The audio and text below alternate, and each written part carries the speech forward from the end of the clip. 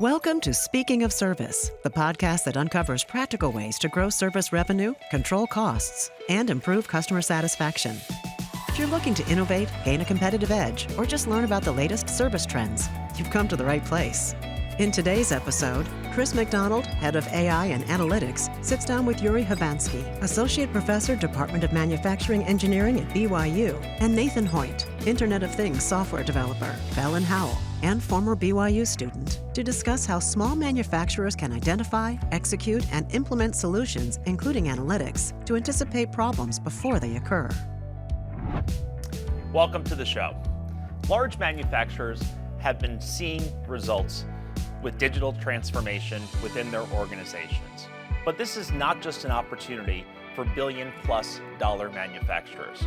There is tremendous benefit and opportunity for smaller manufacturers, whether it's seeing opportunities for services and quality on their production lines, increasing throughput, optimizing the process.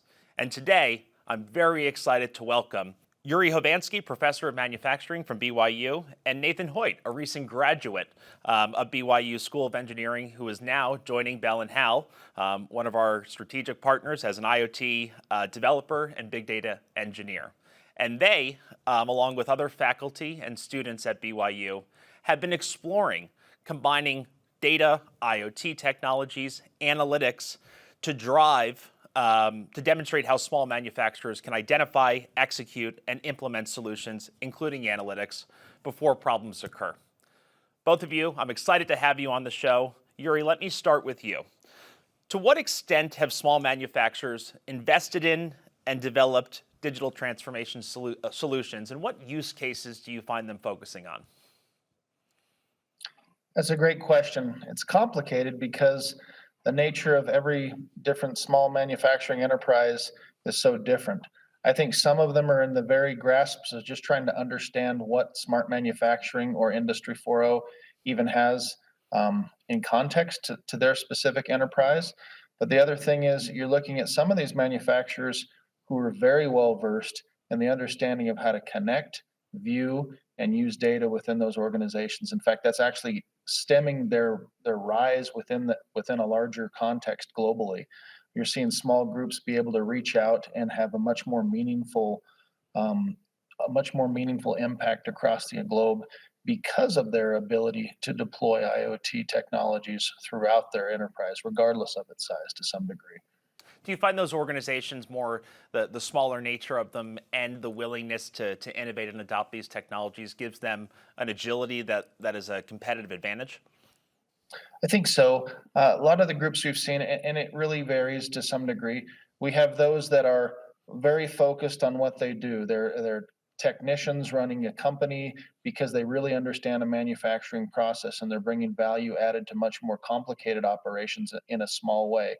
And for them, they're looking at that kind of a situation where they're trying to see even where the value proposition is for them to get into the digital transformation and understand how that affects their specific bottom line. But a lot of the manufacturers, especially those that are focused in developing technology that supports larger industry, are understanding how their connectivity, not only within their own factory, but to the rest of their partners in the supply chain, allows that kind of a benefit to them allows them the benefit of being able to see data in a way that we just weren't able to even a few years ago. That visualization of being connected not only across your own company and your assets within your manufacturing environment, but being able to be connected your partners and all of the individuals that you work with really allow us to understand how multiple companies, for instance, fit within product line management or other systems that we're running at a larger scale for the overall assemblies and connections that we make. Fantastic. And over to Nathan. How has your research and development proven out IoT and analytics technologies in terms of manufacturing processes and service strategies? Yeah, so my research was focused on kind of the software architecture of how manufacturing companies can bring data in from processes and perform analysis and everything that's involved with that. And so basically, I was able to prove out a specific software architecture using actually PTC software, and also prove out how that could be used to perform predictive analytics. So I brought it into a specific application, and then I compared predictive analytics to preventative or predictive maintenance to preventative and reactive maintenance. And I was able to show how there was an improvement with that using predictive analytics. That's fantastic. And how do you, by the way, congrats on your new role at Bell and Howell. How do you plan on applying some of the research you conducted at BYU and using analytics to support service and maintenance at Bell and Howell? So I'm really excited for my new role at Bell and Howell because it's very applicable to what I've already been doing. At Bell and Howell, I've already started working there part-time remotely for a few months, and so I'm just starting to get my feet wet. But it's definitely there's a big part of Bell and Howell which is service-oriented, maintaining lots of equipment across the country, and it seems very applicable because we have been implementing analytics at Bell and Howell, and we're actually just getting deeper into it and getting we still have a ways to go with how we can really implement the latest analytics technologies like machine learning and things like that. And so I see a really great opportunity to bring that research that I've been doing into Bell and Howell and start applying that to some of Bell and Howell's issues and figure out how we can make improvements to their current processes. So you're certainly at PTC. We are always happy to see when engineering programs have a specific manufacturing focus, especially where they enable digital technologies. It's an important part of our business and how we unlock value for customers. Tell me a little bit about the program, the manufacturing program as part of the School of Engineering at BYU, and what you're trying to enable in the next generation of manufacturing workers and leaders. You bet. The reality is BYU manufacturing has been a stable part of our engineering curriculum for years. And recently we went through a little bit of a transformation as we moved from a manufacturing engineering technology program into a manufacturing engineering program. And that really gave us an opportunity to recognize what some of the changes are in the manufacturing landscape and embrace the whole notion of Industry 4.0. So we developed a curriculum around smart manufacturing that stimulated right off of understanding how we look at data, how we look at manufacturing processes. And so we're not a data analytics program. We're not the solution that's focused in the IT implementation or the programming side of this. But we're really in this place where we're seeing this merger of IT and OT coming together, right? This whole notion of what smart manufacturing really is what we've tried to embrace in the program. We want students to be able to not only understand the process, but understand how to use the data from that process to be able to make meaningful decisions. And I think that's really the critical difference in what we're seeing here in the program, and what we've been able to put together is we have students that are embracing the manufacturing processes, whether that's welding or composites or fabrication or machining or whatever that process might be. And then we have them learn how to take the data, to analyze that data, and then to be able to make meaningful decisions from that.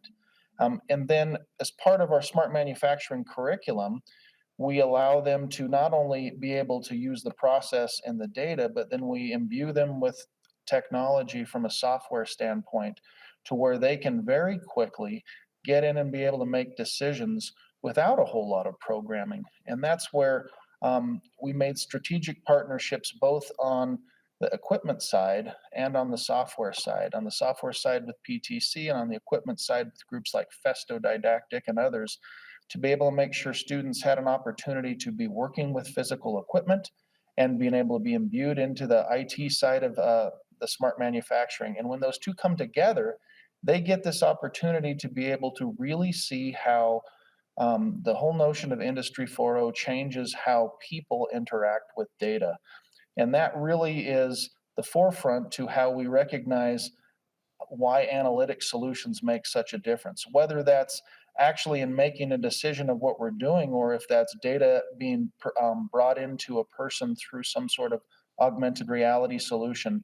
All of those create opportunities for us to use that data in ways that are just more visible than we could do before because of the change in how we see data and connect to the enterprise. And I think that's absolutely critical. From my background, more general horizontal data science, the key for successful implementation or actual value from applying data science and advanced analytics is that combination of data, domain, certainly the science, but it's really about bringing it together. So just as IT and OT are converging in organizations, when you can educate students to be at the center of that domain and technology and experience, there's tremendous opportunity for them to become a powerful translator within the organization that can lead to tremendous results. Yeah, I couldn't agree more. As if I go back to some of the smaller manufacturers, Yuri, if these businesses that are trying to build out more comprehensive solutions with a level of efficiency and of course appropriate ROI, how can they do this, and what are some unique conditions that maybe small businesses face, and how can they best address those challenges? Yeah, I think there's 2 points that I want to make there. The first is that SMEs are great, both in the sense that they're small manufacturing enterprises. But if I look at SME from what I always used when I worked in large businesses, we always talked about SMEs as subject matter experts. Mm-hmm. And the one thing that small businesses have in spades is expertise in their area. They may not play a large role or a large game, but they play a very specific role in targeting their understanding of a unique part of an overall process and in their suppliers, to their suppliers, and how they interact. That notion of bringing that subject matter expertise with them inside of their organization is the critical role that they're bringing. You talked about domain and the equipment side and the IT side, or if we look at this merger of IT and OT, SMEs really function on bringing a strong side of that OT knowledge. And the IT piece that really helps them is to help them get away from the fact that, unlike large organizations that have huge IT infrastructures, they have dedicated IT teams and programmers. SMEs generally have to wear a lot of hats inside their organizations. And because of that, the real value that they find is when they can strategically partner with IT assets that minimize the amount of programming, minimizing the amount of actual data science they have to understand. And that's part of the place where the Industry 4.0 tools that we're allowing people to use now really change the game and how we do this. So Nathan, over to you. I think there's an incredible perspective at this point in your career, in your life, having a fresh perspective, right, before you really fully go in, to the manufacturing space and transforming organizations through the application of digital technologies, and having just come off an education, an expertise in there. I would love to hear a bit about that fresh perspective in terms of what you are going to bring, what learnings you're going to bring, and what other listeners, could learn from you about what obstacles are in place when you're applying these technologies. What are some things you want to look out for and think about before you get started, based on your experience so far? Yeah, that's a great question. There's a lot of things definitely that come to mind that I learned, during my research time, because I actually spent a few years, like maybe around 3 years, kind of researching this topic and really diving into it. And then I think the great thing that I gained from my experience at BYU was the ability to actually apply, these things to a physical system, which I think is a kind of a unique opportunity. But as far as what I learned, that of things that can be kind of challenging when performing like predictive analytics on a manufacturing process is really the data that's available. As the data that you do have is kind of, you're limited in what solutions you can create with the data that you've been given. And with my process, for example, maybe weren't able to make, we couldn't bring in, certain features or, fields of data that we wanted, that would have really been able to help make, certain predictions. But I think understanding the data and understanding, what leads to those conditions in the system is definitely a huge part of it. And so having somebody who's kind of a process expert there, to help, or maybe if you are the process expert, that's definitely essential for making, great predictions. When I first started, I thought if I could just gather all the data and then kind of throw it into the the algorithms and everything, we could have great results. But it really wasn't the case. And I think most organizations feel that way as well. So that's an apt perspective, right? Yeah. Another challenge that I would see is like kind of being able to, one of the things I saw is as I did my research is a lot of the papers were showing these types of solutions in their individual manufacturing processes, and they were showing a software architecture and kind of, here you go, here's from your manufacturing process all the way to your analytics, here's what software you would use. Or some would take a different approach and say generically, here are a lot of options of software you could use. But one thing, one of the research papers noted was that, all of the software used in this type of solution was from a different vendor or a different developer. And so they said this is currently the best way to do it because you're able to choose kind of the best for each stage of the analytics process. But we saw that as a little bit challenging because they also noted, you do need like the expertise of an IT team in order to do something like this. And so that's kind of where, as we've been talking, what we've been alluding to a little bit is that, smaller companies may not have quite as many information technology resources as maybe like a larger company. And so performing, various software integrations and also maintaining those connections as, different software programs update and things like that, it starts to become a little bit difficult. And so that was one thing that I really looked at as a way that the PTC software suite, as it relates to analytics, could really kind of help or provide a type of solution for for these smaller enterprises that are just trying to enter in to the digital transformation, and maybe how the barrier of entry could be lowered for them. And so by using just the PTC software suite, the connections are built in, and obviously the things are meant to be connected. And so, it was very seamless. But there also, there still is a lot of customization with coding and everything that you can perform. And so that was definitely something that I got better at as I, did this research. Learned a lot more about how to bring in these custom features that I wanted for my specific solution. But yeah, I think it was a fantastic experience. Definitely, I think the greatest value was actually applying it to an application rather than just doing a theoretical type thing. So yeah. Oh, thank you, Nathan.